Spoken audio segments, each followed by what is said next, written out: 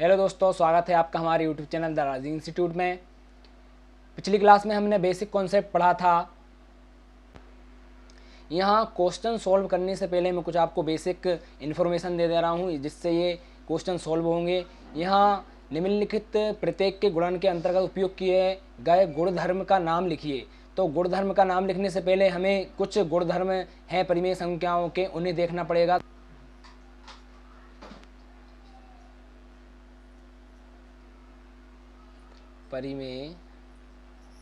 परिमेय संख्या के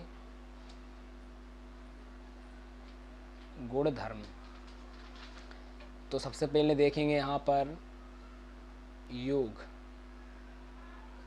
जो भी योग का नियम होता है, तो सबसे पहले यहाँ पर माना, इस कॉन्सेप्ट को ध्यान से समझेंगे। माना ए बी सी कोई तीन संख्याएं हैं, कोई तीन संख्याएं हैं।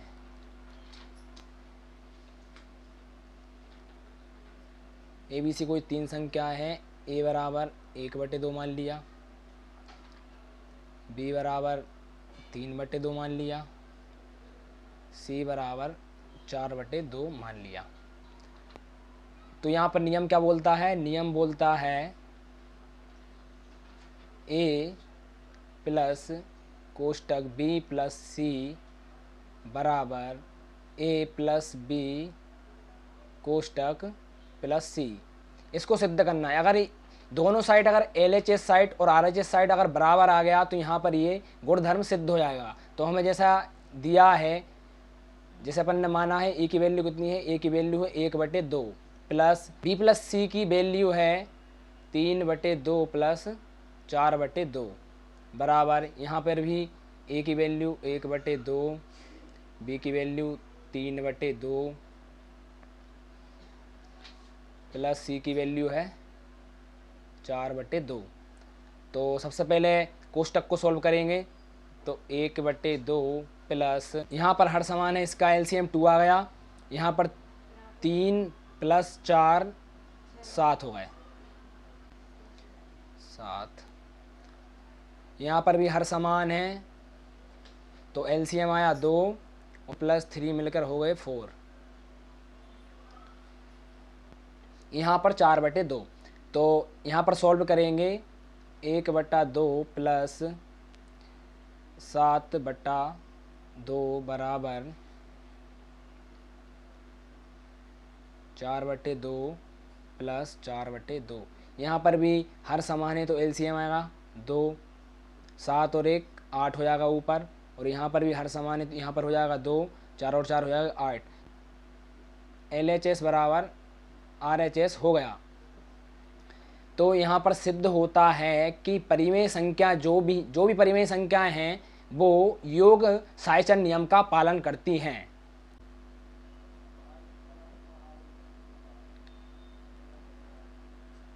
व्यकलन के लिए यहाँ पर देखेंगे कि परिमेय संख्याएं व्यकलन साइचर का पालन करती हैं कि नहीं।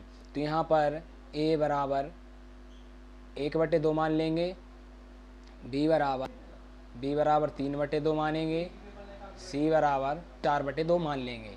तो यहाँ पर देखेंगे कि a माइनस बी माइनस सी बराबर a माइनस बी माइनस सी। यहाँ पर हम जांच करके देखेंगे कि a माइनस कोष्टक b माइनस सी बराबर कोष्टक a माइनस बी माइनस सी यहाँ पर व्यकलन के लिए परिमेय साइचर का पालन करता है कि नहीं। तो यहाँ पर देखेंगे a का मान कितना है। a का मान मैं लिख देता हूँ। यहाँ पर a का मान है 1/2 माइनस b का मान है 3/2 माइनस c का मान है 4/2। यहाँ पर बराबर का निशान लगाए। a माइनस बी, यहाँ पर a माइनस बी की वैल्यू पुट करेंगे। a की वैल्यू है 1/2 माइनस बी की वैल्यू है 3/2 माइनस सी की वैल्यू है 4/2। तो सबसे पहले यहाँ पर कोष्टक को हल करेंगे। 1/2 माइनस, दोस्तों आप जानते हो कि हर समान है तो एलसीएम 2 ही आएगा, और ऊपर जो भी संख्या रहती हैं उनको प्लस या माइनस, जैसे ऊपर की जो भी संख्या रहती हैं उन्हें प्लस या माइनस कर देते हैं। यहाँ पर माइनस का निशान है, इसलिए 3 में से ऋण 4 को हटाएंगे, 3 में से ऋण 4 को जब हटाएंगे तो यहाँ पर बचेगा क्या, -1। इसके बाद में यहाँ पर बराबर का निशान, और यहाँ पर भी हर समान है तो एलसीएम आएगा 2, और 1 -3 -2 हो जाएगा, यहाँ पर -4/2। तो यहाँ पर 1/2, यहाँ पर माइनस का निशान है और अंदर यहाँ पर कोष्टक लगा है, तो हम जानते हैं कि जब भी माइनस का गुणा माइनस चिन्ह से होता है तो प्लस हो जाता है, और जब भी माइनस चिन्ह का गुणा प्लस से होता है तो माइनस हो जाता है, या प्लस का गुणा माइनस से होता है जब भी माइनस हो जाता है। सिर्फ एक इतना याद रखना है कि जब भी माइनस चिन्ह का गुणा माइनस चिन्ह से होता है तो प्लस हो जाता है। यहाँ पर माइनस है, यहाँ अंदर भी माइनस है, तो यहाँ पर गुणा करेंगे, माइनस माइनस यहाँ हो जाएगा क्या, प्लस 1/2 बराबर, यहाँ पर ऋण 2, यहाँ पर -2/2 को हम -1 भी लिख सकते हैं, क्योंकि यहाँ पर 2 एकम 2 ये कट जाएगा, यहाँ पर -4, यहाँ पर -4/2। तो यहाँ पर हर समान है, यहाँ आएगा 2 और ऊपर में जाएगा 2, और यहाँ पर इसके बटे में कुछ नहीं है तो 1 मान लेंगे। यहाँ पर अब हर समान नहीं है तो यहाँ एलसीएम लेंगे, एलसीएम कितना आएगा, 1 और 2 का एलसीएम आएगा 2। अब जानते हैं इसके बाद में 1 का पहाड़ा कितनी बार पढ़ेंगे, 2 से ज़्यादा ना हो तो 2 बार पढ़ेंगे। अब जो 2 आया उसका इस संख्या में इंटू कर देते हैं, तो 1 एकम 1, 1 दूनी 2 और 2 एकम 2, तो ये आएगा ऋण का 2, माइनस के निशान इसलिए माइनस आ गया। यहाँ पर 2 का पहाड़ा पढ़ेंगे फिर तो 2 एकम 2 और 4, ऊपर वाली संख्या में गुणा करते हैं, नीचे वाली संख्या से भाग करते हैं, तो ऊपर वाली संख्या में गुणा किया तो 4 एकम 4, तो यहाँ आ गया 1, 2 से 2 कट जाएगा, और यहाँ जाएगा क्या, -6/2। बच्चों यहाँ पर आपने देखा यहाँ आ रहा है 1 और यहाँ आ रहा है -6/2, जो कि बराबर नहीं है। अब हम कह सकते हैं परिमेय संख्याओं के लिए बेकलन साइचर नहीं है, अतः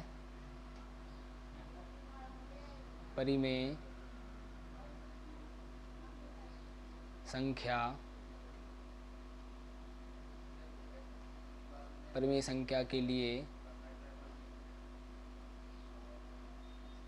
बेकलन साइचर नहीं है। तीसरे नंबर पर यहाँ देखेंगे गुणन के लिए साइचर है या नहीं, तो गुणन के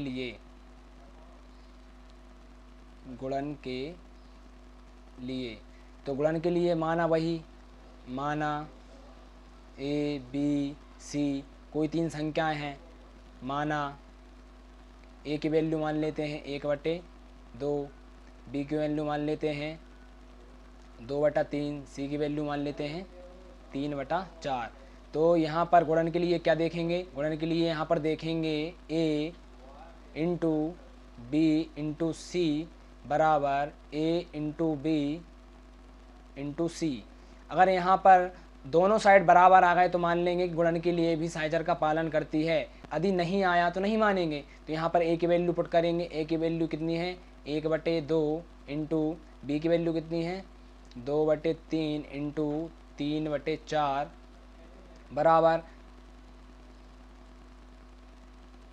1/2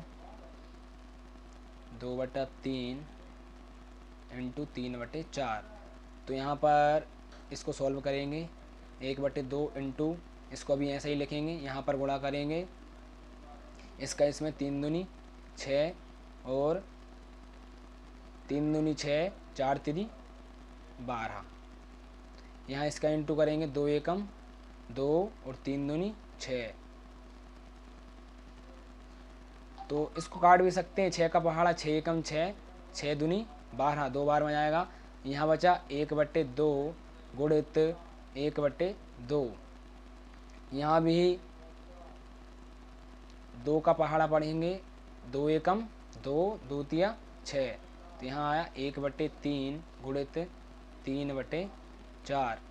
तो इसका इंटू इसमें होगा तो यहाँ क्या आएगा 1/4। यहाँ पर देखोगे कि यहाँ 3 है और यहाँ भी 3 है, तो ये इसके बटे में है, तो इसको अपन इससे भाग दे के इसको काट सकते हैं। तो यहाँ पर भी 1/4 बचा। तो आपने देखा कि यहाँ भी 1/4 है, यहाँ भी 1/4 है, तो अतः हम कह सकते हैं परिमेय संख्याएं गुणन साइचर का पालन करती हैं। इसके बाद में हम भाग के लिए और देखेंगे, फिर इसके बाद में सवाल करेंगे।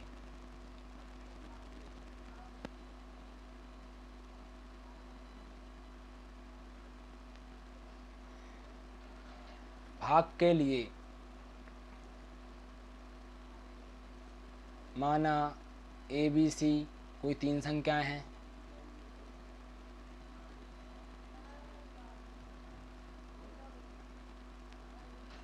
ABC कोई 3 संख्याएं हैं।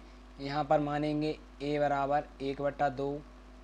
ये बेटा मन से मान रहे हैं, कुछ भी मान सकते हैं। यहाँ पर 1/2 की जगह अगर आपको 5/2 मानना है या 6/3 मानना है, कुछ भी मान सकते हैं। मान ले लेता हूँ 2/3, C का मान ले लेता हूँ 3/4। यहाँ पर भाग के लिए भी सेम देखेंगे, A डिवाइडेड कोष्टक B डिवाइडेड बाय C बराबर A डिवाइडेड B डिवाइडेड C। तो यहाँ पर दोस्तों मैंने शर्त लिख ली है। इसके बाद में इसके मान रखेंगे। A की वैल्यू है 1/2, B की वैल्यू है 2/3, C की वैल्यू है 3/4 बराबर A की वैल्यू फिर आई 1/2, B की वैल्यू है 2/3, C की वैल्यू है 3/4, 1/2 डिवाइडेड। दोस्तों अगर आप जानते होंगे, अगर यहाँ पर कोई भी संख्या डिवाइड में है और बटे में है तो हम इसे इस प्रकार से लिख सकते हैं। अगर हम इसका निशान चेंज करेंगे तो यहाँ गुणा का निशान लगाएंगे और जो संख्या है इसको पलट कर लिख देंगे।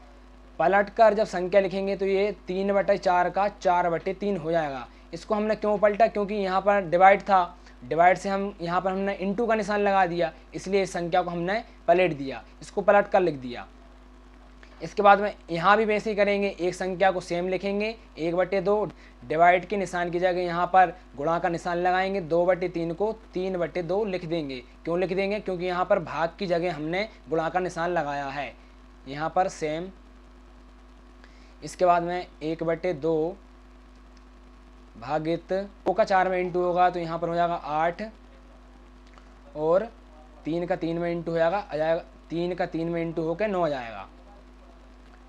यहाँ पर 3 का इंटू 1 में होगा 3 आ जाएगा, 2 का इंटू 2 में हो जाएगा यहाँ पर 4 आ जाएगा। यहाँ पर फिर वही करेंगे, 1/2 लिखेंगे, इसको 9/8 कर देंगे। यहाँ पर भी सेम करेंगे, 3/4 लिखेंगे, भाग की जगह इंटू का निशान लगाएंगे और 4/3 लिख देंगे। अब यहाँ पर 9/16, 9 एकम 9, 8 दूनी 16, और यहाँ पर क्या आ रहा है दोस्तों 4 तिरी 12 और 4 तिरी 12, तो इसकी वैल्यू 1 आ जाएगी। तो यहाँ पर देखा कि एक साइड आ रहा है 9/16 और दूसरी साइड आ रहा है 1, जो कि बराबर नहीं है। अतः हम कह सकते हैं परिमेय संख्या भाग साइचर नहीं है। यहाँ हमने देखा परिमेय संख्याएं, परिमेय संख्याएं, तो यहाँ पर लिखेंगे योग, यहाँ लिखेंगे व्यकलन, गुणा और भाग। यहाँ पर योग साइचर का परिमेय संख्या पालन करती हैं, व्यकलन के लिए पालन नहीं करती, गुणा के लिए पालन करती हैं और यहाँ पर भाग के लिए भी पालन नहीं करती। इसमें गुणन तत्समक नियम, गुणन तत्समक नियम, छोटा सा नियम है।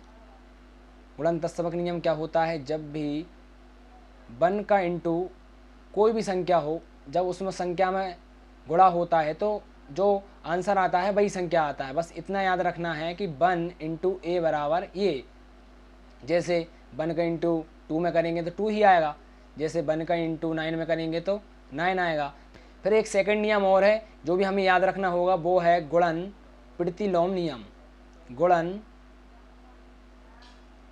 प्रतिलोम नियम, ये नियम क्या बोलता है, गुणन प्रतिलोम नियम के अनुसार जैसे कोई संख्या है 1/2, अगर इसको 1 बनाना है तो कैसे बनाएंगे, 1/2 है तो इसको हम प्रतिलोम कर देंगे। जब प्रतिलोम करेंगे 1/2 को तो प्रतिलोम होके ऊपर क्या आएगा 2, नीचे क्या आएगा 1, तो यहाँ पर 2 से 2 कैंसिल हो जाएगा, तो यहाँ पर 1 बराबर 1 आ जाएगा। तो यहाँ पर ये इसको प्रतिलोम के रूप में लिखना गुणन प्रतिलोम नियम कहलाता है। और गुणन तत्समक नियम क्या होता है, जब भी 1 का इंटू कोई संख्या से होता है तब इसको गुणन तत्समक नियम कहते हैं। बच्चों, यहाँ पर हमने कुछ गुणधर्म देखे जो हमें प्रश्नावली में देखने को मिलेंगे। अब हम प्रश्नावली पर चलते हैं। यहाँ पहला प्रश्न है, निम्नलिखित प्रत्येक में गुणन के अंतर्गत उपयोग किए गए गुणधर्म का नाम लिखिए। हमें यहाँ पर गुणधर्म बताना है कि इसमें कौन सा गुणधर्म का प्रयोग किया है। जैसे यहाँ पर सवाल है पहला, -4/5 गुणित 1 बराबर 1 इंटू -4/5 बराबर -4/5। तो दोस्तों, कुछ देर पहले ही एक नियम पढ़ा था, गुणन तत्समक नियम, और यहाँ पर वो फिट बैठ रहा है। जैसे भी कोई भी संख्या है, जैसे संख्या यहाँ पर दी है -4/5 और इसमें 1 का गुणा हो रहा है, और यहाँ भी 1 का गुणा -4/5 में हो रहा है। अब भी हमने नियम देखा था, जब भी 1 का इंटू कोई संख्या में होता है तो आंसर वही संख्या आती है। यहाँ पर भी वही हो रहा है, -4/5 का 1 में गुणा हुआ, यहाँ भी -4/5 का 1 में गुणा हुआ, तो आंसर आ रहा है -4/5। उपरोक्त प्रश्न का उत्तर गुणन तत्समक नियम है।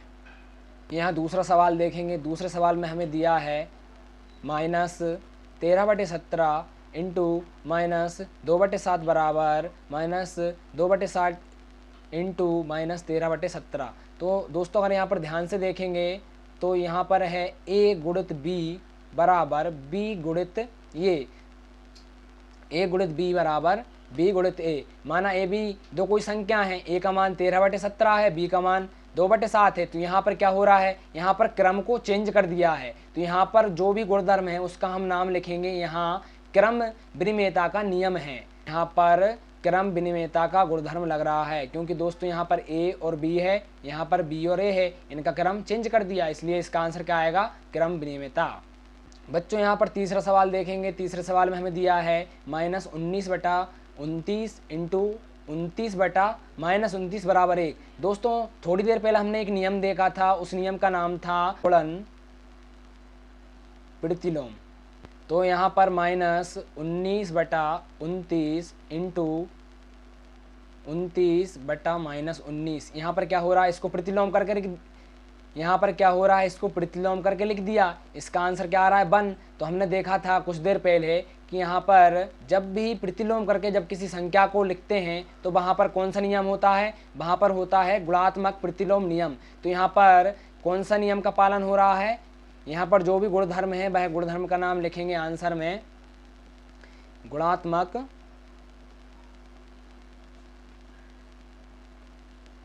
प्रतिलोम है। अब यहाँ पर हम लास्ट सवाल देखेंगे।